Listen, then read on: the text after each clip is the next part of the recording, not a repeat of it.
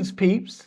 My name is Andrea Hunter, and welcome to the very first episode of Sips Civics. Today, one of the sips I'm drinking today is called Shimmering Earl.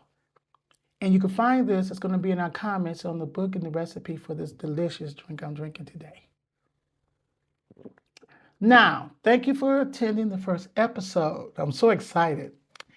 Each episode, we pour a drink and break down civics, labor laws, government, history, and current events in a way that's approachable, thoughtful, and judgment-free. Whether you're confused about politics or the way government works, or just need a refresher, this will be an avenue where all you guys can understand that you're not the issue. It's the way it's being taught to you. It's the way it's being presented to you. So stay informed without doom scrolling, or just enjoy learning with a drink in your hand and without any judgment. This is a space for you. Now, the very first thing we're going to talk about in this episode is basic government. Some of you guys, this will just be a refresher, but a lot of you guys, you may have not had the opportunity to have basic civics. We're finding out that basic civics in public school systems, especially here in Michigan, are not being required like it was back in my day when I was going to school. It's an option. So it is an option. A lot of people think politics is boring. But of course, in this space, it's not going to be boring because we'll be having libations and drinking as we discuss. When you have free of mind, free of thought, you're able to obtain and retain information in a basic skills way. So the first thing we'll be doing, this will be part one of power and basic government. Basic government and power. We have three branches of the government. You have the legislative branch, the executive branch, and the judicial branch. The legislature branch make the laws. That's your Congress. That's your Congress either in your state and Congress in the U.S. government. The executive branch carries out the laws. That's your president, the vice president, and the cabinet that he approaches. Judicial is evaluate laws, Supreme Court and other judges. Because we have these three branches, and that's what we call the provided separation of power, this is a way that each person in each arena has its own responsibility. It's very hard for you to be enthusiastic about politics when you don't know the positions that each of these individuals you elect or are appointed, what is the exact functions. This is what we're going to sit here in this space for you can understand. Now, if you already know this will just be a refresher. And, it's something we can go through. Now, when you make laws, Congress makes your laws. They are the one who create bills that get passed in the specific protocol for each of you to understand that this is what this bill is specifically for, right? Until it becomes a law. What is a bill? Okay. A bill is a piece of legislation that's written by a House of Representatives, Senate, and then it goes to different committees. And once it goes to a specific committee, then it goes up. So let's explain what is a committee. A committee in Congress, a congressional committee, is a smaller group within the House of Representatives or Senate that specializes in a particular area of legislation. These committees play a crucial role in the legislative process, conducting research, holding hearings, and drafting legislation before it's considered by the full chamber. So they have a committee group of people that get together that selected to be on this big security, and they sit there and thoroughly discuss this bill. It may have legislative work, oversight, public hearings, markup sessions, okay? Steps in the bill. First, the introduction of the bill to the committee is introduced to the House or Senate, except for revenue. Remember, all bills with revenue-related bills go straight to the House. A bill is assigned a number based on the order it was introduced. Committee review. The bill is assigned to a relevant committee for a review. The committee can amend, rewrite, or even kill the bill. If the committee approves, it's placed on the calendar for further action. Steps a bill continue. Conference committee, if needed due to the Senate and the House passing different versions of the bill, this committee confers with both chambers. The revised bill then goes back and forth, right, for discussion. Final approval and enrollment. Both chambers pass the same version of the bill. This bill is certified by the appropriate clerk of the House or Secretary of Senate. Bill passes then to the POTUS, right? President of the United States. Speaker of the House. This is what the Speaker of the House is. This is an important job. Understand, the Speaker in the House is very important because, remember, the House only serves a 2-year term and the Senate term serves a 6-year term. Why is that? For example, I always give an example of the Civil Rights Bill of 1964 because a senator has to do what's best for the nation. And senators, some things like the Civil Rights Bill of 1964, it actually took 3 or 4 years before it got passed. Where the House of Representatives only serves 2-year terms because they're supposed to be in their districts, speaking to their people. They're supposed to vote the way their district wants them to vote. So that's the difference. One has a longer term because they were supposed to vote for what's best for the United States or for the state in question. And the House has to represent specifically their district.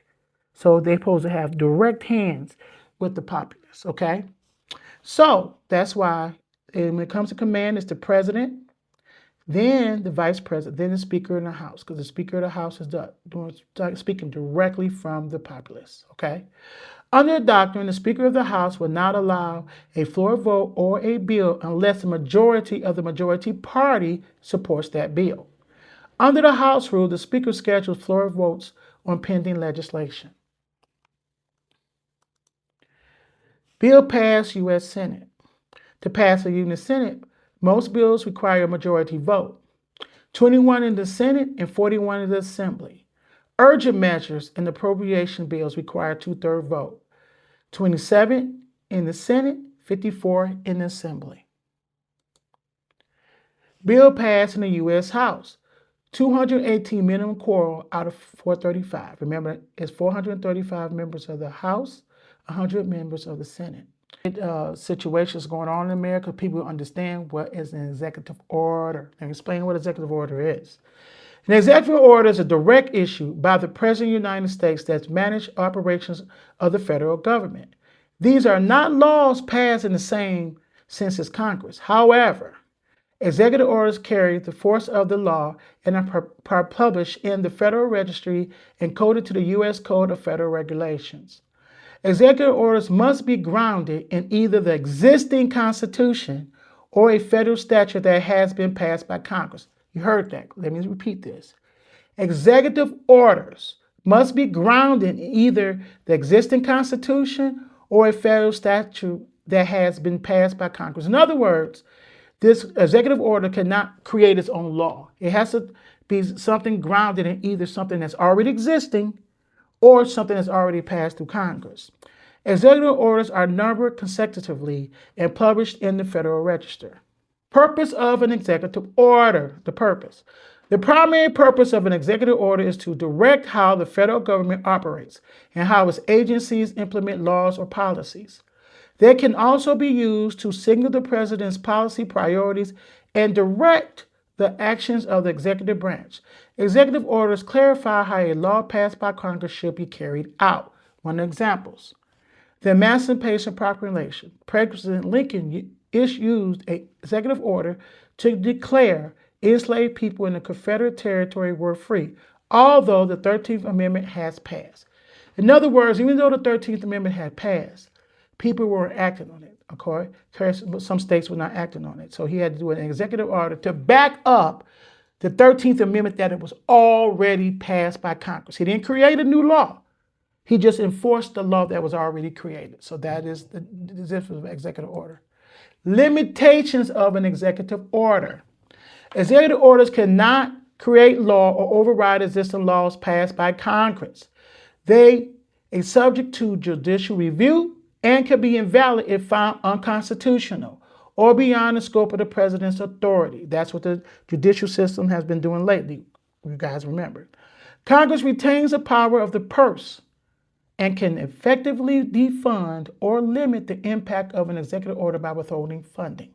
Remember, they are the only one, the House, takes care of your money, your tax dollars. What is a filibuster? Now, this has been discussed around with everybody, not understanding exactly what a filibuster is. And if you're a union person, we do it all the time in our union meetings. So let me explain and break down a filibuster. Actions such as a prolonged speech by one or more members of legislative assembly to delay or entirely prevent a decision such as a bill vote. This is a tactic commonly used a minority of senators to prevent a piece of legislation, even if a majority of the Senate is in favor. You know at our union members meetings when they want to have something passed, if you are a union member, and they just take all day. They talk about different things, and you sit there and wait and wait. People start leaving, right? And sometimes they lose their quorum because whatever they want not to pass, they want something to pass, they do it early. If they want something not to be passed or not to take forever, so they will lose the majority. That's the same thing with a filibuster does. They talk about it all the time, all, till they start losing, people from the House, the Senate, the House of Representatives start leaving, or the vote, they talk so long that it doesn't even get put on the floor. A filibuster can only be closed by Senate Rule 22, which means 3/5 of the senators bring the debate to a close, usually 60 out of the 100 needed. So if they lose that quorum, right, 60 out of 100, it doesn't happen. So that's a point or a tactic of a filibuster. Historic legislation. 1964 Civil Rights Act. History. 1963 March on Washington for Jobs and Freedom, August 28, 1963. 250,000 plus in attendance, organized by A. Philip Randolph and Brad Rustin. Vehicle used to pass the Civil Rights Act because it was just sitting in limbo. So they did a discriminatory action to show that the majority of the Americans wanted this passed. Okay, that's the point where we do lobbyists and sort of action. Infamous, I Have a Dream speech by Dr. King Jr. and the Pledge by A. Philip Randolph. Designed to highlight economic inequalities, full integration of public schools, congressional passage of the Civil Rights Act. Here I have, and this is why I always show this in my classes. I show this in my classes because I am an instructor at Michigan University of Michigan's Labor Study Program, and I'm also an instructor at Wayne State University. In the labor studies. And one of the main reasons that I started this podcast, this informational review, or the younger people call it different. I'm old, I try to get it together. But I did it because I realized people are not enthusiastic about government because they don't know basic civics. If you don't know what a senator does, if you don't know what a House of Representatives does, if you don't know what these people do and how they affect your tax dollars, how they affect your housing, how they affect your health care, how they affect your everyday life, because they regulate everything that you do. But if you don't know what they do, you wouldn't know the importance of voting. You wouldn't know the purpose of government. You wouldn't know the purpose of being involved. So I show this March on Washington for Jobs and Freedom. I show this is the actual program. And the reason I show this, because we got to understand that the name of this was called for Jobs and Freedom. If we just would have called it for freedom, people who are non-people of color or black, why would they attend? So it's jobs, because it doesn't matter what race you are. It doesn't matter what's your religion, what's your gender. It doesn't matter. You all need a job. Everybody needs to take care of themselves. So it shows you, a lot of people just believe that Dr. King spoke, because a lot of people spoke. Women spoke. Different people from different religions spoke. It was an array of people that was there collectively. And everybody was there, like my grandfather, other people that actually were there, tell you that 250,000 was a downplay. If you look at the pictures, you will believe and understand it was way more people there than that. Children were there. It's called tree babies. My president, Cleola Brown of the APRI, A. Philip Randolph Institute, was one of those tree babies who got in the trees just to look and see on the march and be a part of history. Okay? So I put this here for you to understand collectively how he was able to organize, because he made sure he reached to everyone, and that's American, because we're a collective. We are a collective of all different type of cultures, religions, and races, and all of us, though, have a fundamental basic need for housing, food, clothing, and that was a fundamental thing that everybody should be entitled to American grain.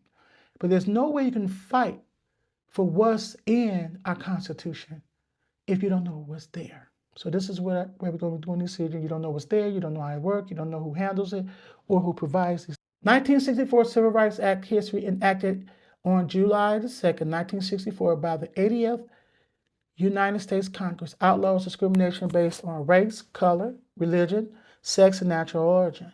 Prohibits unequal application of registration requirements, racial segregation in schools, and in public accommodations. It established the Title VII employment protection. Now, I advise everyone to look up Title VII, part of that's what deals with your employer, regardless of a union, non-union, what they can and cannot discriminate against you. Is the Title VII part of the 1964 Civil Rights Act. It's a Google away. Civil rights remains one of the most significant legislation achievements in American history to date. Civil rights guarantees of social opportunities and equal protections under law, regardless of race, religion, or various personal characteristics. The right to vote, a fair trial, public education, and a right to utilize public facilities. Employees and job applicants for employment discrimination based on race, color, religion, sex, and national origin. Prohibits hiring stereotypes from employers. Created the Equal Employment Opportunity Commission, better known as EOC, amended in 1978 by the passage of the Pregnancy Discriminatory Act. Prohibits disparate treatment, which consists of unlawful use of policies or practices discriminates against people because of race, color, religion, sex, including pregnancy and its associated conditions, sexual orientation and gender identity, or natural origin. For an employer to retaliate against an employee or potential employee if they formally or informally complain about discrimination, filed a charge of discrimination with the EEOC, participated as a witness in an employment discrimination investigation or lawsuit. Discriminate in any aspects of employment, including hiring and firing, compensation, assignment, or classification of employees, transfer, promotions, layoffs, or recalls, job advertisements, recruitment, testing, rights to use employee facilities, performance evaluations, disciplinary procedures, access to training and development programs, benefits including but not limited to retirement, vacation, disability leave, and bonuses. Any other term, condition, or benefit of employment. Here are other Voters' Rights Act that is another part of legislation that was created in 1965. Originally thought to only need 5 years, resolving vote issues, federal oversight of voting registration. So in other words, they thought that they only need to put this in for 5 years because after that it'll work out all these different voter discrimination. As we know, this is what, 2026, and we still have to go to this 1965 Voter Rights Act. And we have to establish laws in different states. Requires certain jurisdictions with a history of disenfranchising voters to obtain approval or pre-clearance from the United States Department of Justice or the United States District Court in D.C. before they can make any changes in their voting procedures. Outlaw discriminatory voting practices such as literary text, poll tax, crucial piece of civil rights legislation signed into law on August 6, 1965 by Lyndon Johnson. Despite its successes, the Voter Rights Act continues to face challenges and efforts to protect voter rights remaining ongoing. In one of my part 2 of this class, this is part 1, I will discuss about the different acts that they're trying to do to attack the Voters' Rights Act constantly in the federal and in your state courts. Supreme Court decisions has limited the scope of some of the Act's provisions, particularly the pre-clearance requirement. In 2013, the Supreme Court case versus Shelby versus Holder invalidated the coverage formula used to determine which jurisdictions were subject to pre-clearance. This decision weakened the Act's enforcement power and allowed some states to implement stricter voting laws, including voter ID requirements and restrictions on early voting. See, one of the problems that we have to understand, whenever they make you pay for a voter ID law, that's making you pay to vote. Please understand that. Laws have passed that you cannot have to charge someone to vote. So this is why people, why they fight that way they fight that. And the state of Michigan is one of the higher states to get your birth certificate. And you need your birth certificate to get your ID. Other states, and you got to understand what's happening. In a lot of states, especially where my family comes from, New Orleans, for example, we just go there. After Hurricane Katrina, a lot of documents was destroyed. So especially these people, older people who, poor whites, poor people of color, uh, there was originally you would be born to what? A midwife. So you wouldn't have that needed birth certificate with a seal on it because you were not born in a hospital. That's one of the different type of laws in some states that trying to say you had to have a not just a birth certificate, but a hospital seal. But a lot of people, even now, even younger people are being born to midwives. So you won't have that hospital spill. So they're telling you that you won't be able to vote. Even though you're a taxpayer, pay your dues and you pay your taxes and you're an American citizen, they won't even allow you to vote. We have different things to safeguard. One of the things that's going on that talks very about that is the SAVE Act. And I have put the SAVE Act here, preliminaries. This really strictly goes against women. A part of the SAVE Act, and it keeps coming back up in the federal and the state, they reword it a little bit. And when it get passed and they're cheap and to kind of go through it. But what's happening here, it is stating that your birth certificate should match your ID. If you're a married woman, you know that's not going to happen, right? Your maiden name is on your birth certificate, but your married name is on your state ID or driver's license and passport. So you won't be eligible to vote if this law gets passed. If you're a senior or older person and you've been in your house 30, 40 years, now you want to downsize because the kids are all grown and you want to move to another city. Because you moved, you're going to have to show your birth certificate again. Now, it's okay as long as you stay in your current residence, but if you move, you have to show all that again. And many, as elder citizens, as I just said, do not have these documents anymore. They're destroyed, can't find them. Or you were not born in a hospital if you do have it, so they would not be a part of this SAVE Act. So these are different things that collectively we understand in the first part of government. And as I sip, I'm telling you, the Shimmering Earl is delicious. When you see this in the comments, you're going to love it. I'm talking, oh goodness, I'm telling you, it is divine. And when you hear and go through these different pieces of legislation, you will find it that you're going to have to take a drink because you just didn't believe the things that they're trying to do. So this will calm your nerves as you collectively, observe things that you didn't know and things that you need to be enlightened with. Let's get back to it. We will also they have HR 1319. This bill will change how employees define under labor law, making it easier for companies to classify workers as independent contractors. So if you have a contract, and if you're union, you have a CBA, and everything refers to employee. If the terms of that CBA says independent contractor, classified as independent contractor, so all the rights that says the word employee will no longer be applicable. These are the things that they're doing because you understand, in the beginning of this country, you had to be a white male. You not just white male, you had to be 21 years old and own land to vote. So trust me, from the beginning of this country, it's always been exclusion of people to have these rights to vote. And it's very imperative when you don't know your rights, you cannot defend yourself. Most of you don't even know you've been violated. And this is why we have these different courses to go through what's going on and what's happening here. So I just want you to understand this. This is why I feel a lot of this stuff, if you already knew and what's going on, that you will understand the need for this.